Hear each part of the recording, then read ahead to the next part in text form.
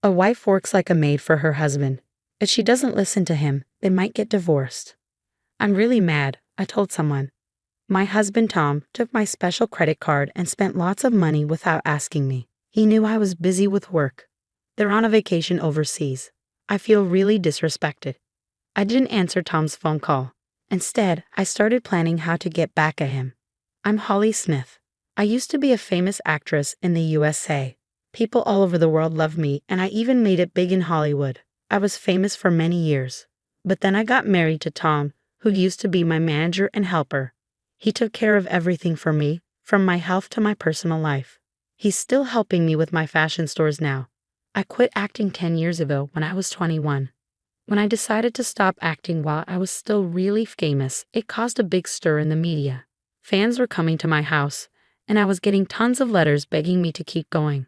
Despite all the gossip and rumors, Tom and I got married happily, and everyone was supportive. Just before I quit acting, I started my own fashion brand. Now, Tom works for me in finance, and I focus on running the business, making sure our models do well. Everything seemed great, but lately Tom's been acting strange. He looks tired and defeated all the time at home. Tom, what's going on? You don't seem yourself. Is something wrong at work? I knew he didn't like talking about his problems, so I always checked in on him. It could be tiring, but he always helped me with my problems too, so I didn't mind. Even though I often felt annoyed, I always valued Tom's efforts. I'm tired of always being in the background, doing what you want, he suddenly said, surprising me. What's going on? You've never said anything like this before. I responded. Tom would sometimes vent his frustrations at me, but it was because he was stressed from work. He acted tough at his job, so maybe he had nowhere else to let off steam. I remembered how I used to snap at him when I was an actress, so I could empathize with how he felt. Still, his words caught me off guard, and I felt my voice trembling as I replied. I've been holding back. You're always busy, and I'm just here supporting you. Even though Tom earned more than most people, he was still just an employee in our company. I made more money, but I never thought it mattered who earned more in a marriage. His words surprised me. Even when you're home, you're always focused on work and hardly pay attention to me. When we go shopping, you just buy whatever you want. How do you think that makes me feel? Tom looked dissatisfied, his lips pressed together like a frustrated child. Honestly, his words irritated me. Most of our household expenses came from my income. His salary was his to spend as he pleased. As I reminded him, it was my way of thanking him for all his support and hard work. There were times when Tom supported me financially, especially when we didn't have much money. I wanted to thank him for all the times he put his own needs aside for me, even until I retired. It hurt to hear him sound ungrateful. The things I buy come from the savings I manage. If anything, I'm the one making sacrifices, I thought angrily. Holly, you have too much free time. I want more time off and to travel leisurely. The salary's good since I joined your company, but I never have time, he complained. When I left acting and started my own business, Tom said he'd keep managing actors. But when my business did well, he wanted to work with me. If I work with you, Holly, you won't be lonely. I want to be there for you, he said. I wanted to spend time with him, so I let him join. I never asked him to, so why was he acting like this? Wasn't our life good enough for him? Wasn't he being too selfish? As I thought this, Tom asked for time off to celebrate his parents' 60th anniversary. Can I have 2 weeks off to take them on a trip to Japan? He asked. They've never been, and I want to show them the tasty food and beautiful sights, he said. I braced myself for his response, but his request surprised me, leaving me feeling uneasy. 2 weeks off seemed like a simple request he could easily make it work without causing any trouble. Our company was fair, and taking time off wasn't usually a problem. Yet here he was, making a big deal about it and negotiating directly with me. Something felt off, but I couldn't pinpoint what. I tried to push aside my irritation and replied calmly, I'm fine with that, but it won't work this year. I have important events lined up, like a fashion show, and preparing for the Paris collection. Maybe we can plan it for next year when my schedule is more flexible. I want to be there for my in-laws' celebration, but work is really busy this year. I suggested a different date, but Tom refused with a smile. It's okay, we'll celebrate with my family. I just want some quality family time, he said. His words stung, suggesting that I was a burden. So, what do you think? Don't I deserve some time off too? Tom often spoke without thinking, and while it was one of his flaws, I accepted him as my partner, flaws and all. But I couldn't ignore how his words hurt me, even if he didn't mean it. Why does he talk to me like this? Doesn't he care about me? As I pondered, Tom interrupted. Hey Holly, are you listening to me? I owe a lot to Tom's parents. Even though I couldn't visit them often because of work, Tom's parents always treated me like their own daughter and praised my work. We're so lucky to have such a wonderful daughter, his mother said when I married into the family, and his father celebrated our marriage with joy. It was their 60th anniversary celebration, and I understood their desire to celebrate it this year. But how could I agree happily after being spoken to like that? It doesn't matter to me, take 1 week or 2, do as you like. I couldn't hide my anger and let it show. This seemed to upset Tom. He got up, visibly upset, and left the room without a word. We had been sleeping in separate bedrooms due to work, and from that day until his trip, we didn't see each other at all. Is that really true? Isn't your husband being too harsh? My secretary, noticing my unusual behavior the day Tom left for his trip, pressed me for details. She's an exceptional talent and has been supporting me since I started managing the company. As women, we often see eye to eye, and sometimes she's even more reliable than my husband. She's quick-witted yet caring, always there to support me when I'm down or about to make a mistake. I cherish her like family. She admires me like a real sister, and I often confide in her. Her honest and mature advice, beyond her years, is always valuable. And this time too, she noticed something was off about me and kindly showed concern. I hesitated at first about opening up, but realized keeping it in could affect my work. I decided to tell her everything that happened up to today. She furrowed her brow in anger. If I were you, I'd have given him a piece of my mind. You've been too soft on your husband, boss. I get that you love him, but you can't let him walk all over you. Her blunt advice, making me wonder who's older, hit me hard. In an environment where everyone tends to hold back from telling me things, she's the only one who treats me as an equal. I really appreciate her directness and the ease we have in our conversations. Being in a higher position often requires humility and restraint, so having someone who can speak honestly with me like she does is incredibly valuable. You're right. What should I do? I asked. Can't you call him? Why not talk after work today? Don't worry about ruining his trip. If things keep going like this, you might end up getting divorced. She urged me, sounding like an older sister, leaving me with no choice but to agree. As she suggested, I plan to call him right after work. He's in Japan, so there's a significant time difference of about 15 hours from the US. For example, if it's 5:00 p.m. here, it's 8:00 a.m. there, which should be around breakfast time. I had sent him an email earlier to let him know I needed to talk, so he should be expecting my call. I tried calling, hoping he would answer, but there was no response. Maybe he's still busy with everyone.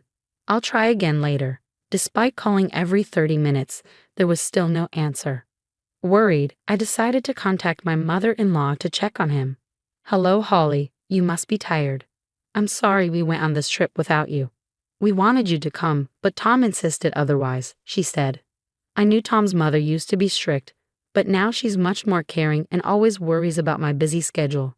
It's okay. We're swamped at the company this year, so I couldn't make it. I'll make it up to you next year, all right? I assured her. Oh, don't worry about it. Just having this wonderful trip as a gift from you is more than enough for us. Her kind words surprised me. Wait, a gift? I asked, confused. She seemed surprised by my question, and then explained that Tom told them the trip was paid for by me since I couldn't join. I was shocked to hear this news. What? I exclaimed over the phone. My mother-in-law realized I didn't know anything about it from my reaction and quickly clarified. Isn't this the trip wholly arranged? Tom paid for everything with Holly's card, so I thought it was from you. The trip included Tom's parents and his sister's family, 5 people in total. The flight alone cost about $1,000 per person minimum, not to mention other expenses, easily exceeding $10,000. It was outrageous to spend such a large amount without consulting me, especially since I usually cover living expenses. Tom doesn't gamble or smoke, so his salary should be intact. He definitely earns enough to afford such expenses, yet he didn't. With him not answering my calls, my anger started to boil. My mother-in-law noticed my distress and spoke with concern. Holly, are you all right? We'll reimburse every cent. Tom insisted on covering everything, which seemed strange to us. My husband and I decided we'll repay you later. We miss you and plan to visit soon. This trip might have been a mistake. With these words, my mother-in-law tried to reassure me. You're not to blame. It's also your 6th-day celebration, so please use that money for your enjoyment. I'll make sure Tom pays you back, but could you tell me more about how the trip was planned? I'm curious about what Tom was thinking. It dawned on me that this trip must have been meticulously planned months ago, and Tom was using me without my knowledge. In that moment, suspicions about him started to creep in. Then my mother-in-law shared a shocking revelation. The trip was actually suggested by Tom's sister and her husband. To my surprise, it was Tom's sister and her husband, who had always criticized me, who initiated the trip. Tom's brother-in-law, an executive at my rival company, he looked down on me for being a female CEO because of his pride. Tom never stood up to his sister. The sight of Tom being so attentive to someone other than himself, especially M, must have caught my sister-in-law's attention, even though she's always had Tom under her thumb. I couldn't stand the fact that she could be offended by just a slightly friendly gesture from Tom. With their strong rivalry, my sister-in-law and her husband disliked me, and I tried my best to avoid dealing with them as much as possible. The couple, always competitive and disliking me, planned this trip, possibly convincing Tom to pick a fight and exclude me. They waited for the right moment to bring Tom along as a source of money. I'm sorry, I didn't know anything. Tom told me you were busy and asked us not to contact you directly. If my unsuspecting in-laws and I were to communicate, it would reveal the plan, potentially causing problems in our marriage. To prevent this, Tom had to restrict his parents' actions in advance. For my in-laws, who didn't understand how busy I was, Tom's advice was final. They decided to follow his instructions and express their gratitude when they returned. Holly, did you give Tom a card or something? He was paying with a black card I've never seen before, my father-in-law asked, sounding hurried as if he had been eavesdropping. He brought up something that had been on my mind the moment he mentioned a black card. I checked my safe. The black card he referred to was the company's crucial black card, accessible only by Tom and me, who knew the safe's password. I never imagined Tom would stoop to embezzlement, but the card that should have been there was missing. With Tom overseeing finance, it was easy for him to manipulate records and misuse company funds. When I realized this, my anger reached its peak, and I shared the story with my in-laws. They must have been shocked. My mother-in-law turned pale and panicked, saying, "What should we do? Are we involved in this embezzlement? We'll return with Tom immediately. We're just as guilty as he is, even if unknowingly. We'll face the consequences once we're back." My father-in-law, a man of strong responsibility, said. I shook my head, rejecting his words. This was all orchestrated by Tom's sister's family and Tom himself. My in-laws are not to blame. They were just manipulated by Tom. They're not at fault, but I can't let them off the hook. We don't need punishment, but could you help me with something? I've turned a blind eye to Tom's actions until now, and that's my fault. He's taking advantage of me, thinking he can get away with just an apology. This isn't just a marital issue, it's a company issue. We need to teach him a lesson. All right, we'll do whatever we can to help. So we began plotting a revenge plan. I was surprised by my own cunning, but my love for Tom had died. Now only hatred and anger surged through me. Initially, my in-laws were hesitant about this drastic plan, but they also felt responsible for Tom as his parents, and eventually they resolved to support me. As parents, they agreed to be my allies. Amidst this discussion, Tom unexpectedly called. I ended the call with my in-laws and answered Tom's. What's up? We're enjoying a family-only trip. So what's this important talk about? Tom's sarcastic tone only fueled my irritation. You took your time calling. Did you go a little wild, huh? No way. Just having drinks at a nearby bar with Mom and Dad. This confirmed he was lying. I had just spoken to his parents, and there was no noise of a bar in the background. Besides, they had no reason to lie to me. His words erased all the time and trust we had built, and my feelings for him cooled entirely. Oh, really? By the way, Tom, you haven't been tampering with the company's expenses, have you? His demeanor instantly changed at my unexpected question. What's that all about? His usually light-hearted tone turned dead serious. Was this his true nature? Seeing his attitude shift as if he now saw me as an enemy, I faced him with equal firmness. Just checking since there will be an audit at the company soon. Are you suspecting me? His defensive reaction betrayed his guilt. I couldn't help but chuckle at his feeble response. What's the matter? I was just asking. And now you're talking about suspicion. Have you done something wrong? No, anyway, the house better not be a mess when I get back, okay? Realizing he was only making himself look more suspicious, he quickly changed the subject. His actions only served to raise more suspicion. I almost found his foolishness impressive. Who knows? I've been busy with work too. Cut me some slack. I hate returning to a dirty house full of bugs. They say a wife is her husband's maid. Disobey and it's divorce. Even our executive says that to his wife. Looks like I might have to do the same, huh? You wouldn't want that, so keep the house clean. I had never seen him get along with the executive. His current words were likely his own thoughts, but aware of his weaker position, he used the third person to express them. His pitiful attempt made me sigh. Sure, I'll keep that in mind. There was no need for further conversation. Tom clearly looked down on me, even resorting to embezzling company funds. Embezzlement is a serious crime, and I could report him to the police. No mercy, even for a spouse.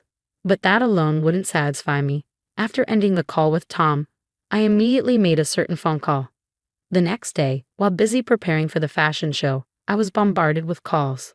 Of course, it was Tom. I noticed his calls late at night while I was out for a reason, accompanied by my secretary. Luckily, she was driving, so I answered Tom's call. You're late. What have you been doing? His voice was more agitated than I'd ever heard, surprising both my secretary and me, who were listening on speaker. What do you mean? I was working. Did you do something yesterday? Do something like what? Don't play dumb. Tell me the truth. What did you do? Tom was in complete panic, and in the background, I could hear several Japanese men confronting him, along with my sister-in-law and her husband. Sounds noisy. Is everything okay? No, it's just... Tom, who had been blustering, suddenly began to stammer. He realized that admitting anything would put him in a very disadvantageous position. His odd behavior prompted me to reveal what I had done the day before, as it was time to make him taste despair. Too bad, Tom. You were supposed to be having a blast in Japan. But it seems your dream turned into a nightmare overnight. Huh? But it's what you deserve for misusing someone else's money. You did something, didn't you? As he reacted strangely, I disclosed my actions from the previous day. I reached out to the president of the credit card company I had a long-standing relationship with, even though it was after hours. He agreed to assist me immediately. He promptly suspended the company's credit card. When a credit card is misused, the company isn't obligated to pay the store, leaving the store at a loss. However, since Tom had arranged to pay the entire bill at checkout, with the card blocked, he couldn't settle the payment and was now facing interrogation by the hotel receptionists. Tom, Mom, and Dad have already checked out. The taxi I arranged for them has left with them. So there's no one coming to pick you up. My sister-in-law, feeling trapped, bombarded Tom, asking what to do next. Hearing this, Tom panicked even more and directed his anger at me. How could you do this and think it's okay? Are you ready for a divorce? Fine. I'd rather not be married to someone who embezzles company funds. I've already spoken to a lawyer, and we're proceeding with divorce proceedings. What? Tom was visibly shaken by my calm demeanor. I've overlooked so much of your behavior, Tom. There was a time when you supported my work, and I appreciated that. But I've reached my limit. My patience has run out. That can't be. Realizing he was in a dire situation, Tom finally understood my anger and let out a pitiful cry. The receptionist relentlessly demanded payment from Tom and his group, who were now cornered in despair. But none of them could speak Japanese, relying on a guide for communication. Listening to their plight, I suggested switching the call to me. No one there speaks Japanese, right? Let me talk to them for you. You're going to help? Of course. Tom must have thought I had a change of heart. Realizing his mistake, without hesitation, he handed his phone to them. I explained the situation to the receptionists in Japanese, and they quickly understood, seeming quite cooperative. To alleviate their concerns, I also provided them with my contact information, which my secretary noted down. They happily agreed to my proposal. After a brief conversation, they returned the phone to Tom. What happened? Did you sort it out? Yes, I've taken care of it. Now it's up to you guys. Really? You're a lifesaver, Holly. I love you. He then hurried off, apparently called by the receptionists. Clueless, Tom ended the call and followed them. Are you sure about this? It probably won't end well. Exactly. It's perfect for them to experience some hardship. An hour later, as expected, I received a barrage of calls from Tom again. When I answered, Tom's voice was filled with pitiful anguish. Holly, what's happening here? Where are we? Explain yourself and come help us right now. Crying out, he showed me via video call the image of a slum area in Osaka, Japan. The sight was shocking. Tom and his sister's family were stripped of their belongings and in a pitiful state. Caught by those individuals, being taken to what's considered the most dangerous place in Japan was honestly unexpected. When I spoke to the receptionist, he mentioned, I'm a big fan of yours. I'll arrange a harsh punishment, just leave it to me. But I never anticipated it would be this severe.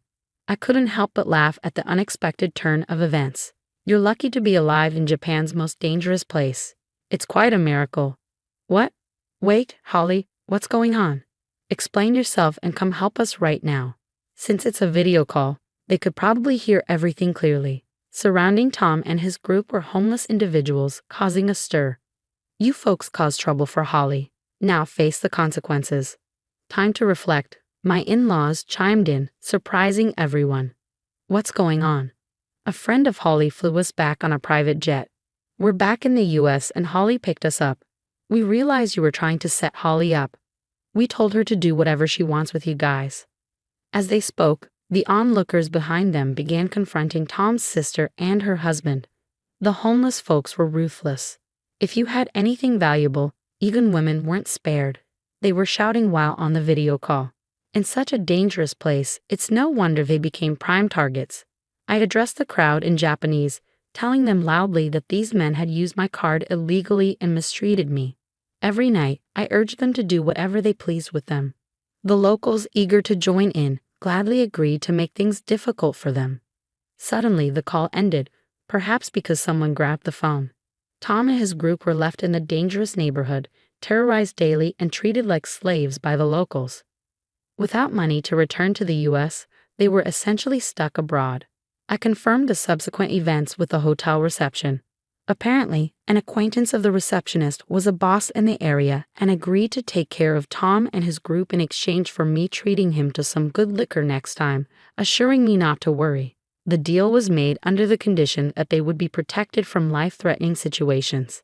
In return, I agreed to sing at the hotel, something I hadn't done in a long time. Your live performance video was the only one you ever released when you were active. It's still my treasure. As a token of thanks, come stay at our hotel and sing for us. I'll make sure you're treated like a VIP.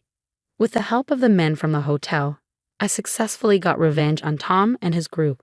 I also managed to divorce Tom. I felt rejuvenated and have been enjoying life with my in-laws.